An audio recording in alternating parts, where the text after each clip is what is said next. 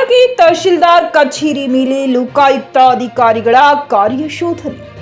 ಕೊರವರ ದೇವಸ್ಥಾನದ ಸಿಸಿ ರಸ್ತೆ ಕಾಮಗಾರಿಗೆ ಅನುಮತಿ ಪತ್ರ ನೀಡಲು 1 ಲಕ್ಷ ಲಂಚಕ್ಕೆ ಬೇಡಿಕೆ ಇಟ್ಟ ಎಸ್ಡಿಎ ಶರಣಪ್ಪ ಕಲಬುರಗಿಯಲ್ಲಿ ರೆಡ್ ಹ್ಯಾಂಡ್ ಆಗಿ ಸಿಕ್ಕಿಬಿದ್ದಿರುವ ಹಿನ್ನೆಲೆಯಲ್ಲಿ ಇಂದು ಕಾಳಗಿ ತಹಶೀಲ್ದಾರ್ ಕಾರ್ಯಾಲಯದಲ್ಲಿ ಕರ್ನಾಟಕ ಲೋಕಾಯುಕ್ತ ಎಸ್ಪಿ ಬಿಕೆ ಉಮೇಶ್ ಮಾರ್ಗದರ್ಶನದಲ್ಲಿ ಅಧಿಕಾರಿಗಳು ಕಾರ್ಯಶೋಧ ನಡೆಸಿದರು. ತಹಶೀಲ್ದಾರ್ ಕಚೇರಿಯ ಎಲ್ಲಾ ಕಡತಗಳು ಪರಿಶೀಲನೆ ಮತ್ತು ಕಚೇರಿಯ ಸಿಸಿಟಿವಿ ಫೋಟೋಗಳು ಪರಿಶೀಲನೆ ಮಾಡಿದರು. ಈ ಸಂದರ್ಭದಲ್ಲಿ ಪೊಲೀಸ್ ಇನ್ಸ್ಪೆಕ್ಟರ್ ರಾಜಶೇಖರ್ ಹಳಗೋದಿ, ಸಿಬ್ಬಂದಿಗಳಾದ ಬಸವರಾಜ್, ಮೈನುದ್ದೀನ್, ಮಲ್ಲಿನಾಥ್ ಸೇರಿದಂತೆ ಇತರರು ಉಪಸ್ಥಿತರಿದ್ದರು. Ramesh S Kudahalli, JK news Kannada, Kalagi.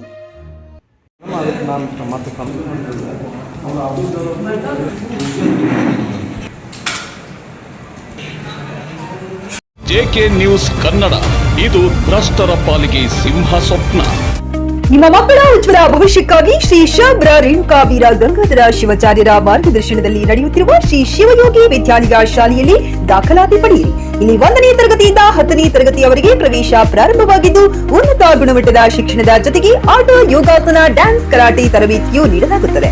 5ನೇ ತರಗತಿಯಿಂದ 10ನೇ ತರಗತಿಯವರೆಗೆ ವಸತಿ ಸೌಲಭ್ಯವೂ ಕೂಡ ಲಭ್ಯವಿದೆ. ನುರಿತ ಶಿಕ್ಷಕರಿಂದ ಬೋಧನೆ ನೀಡಲಾಗುತ್ತದೆ.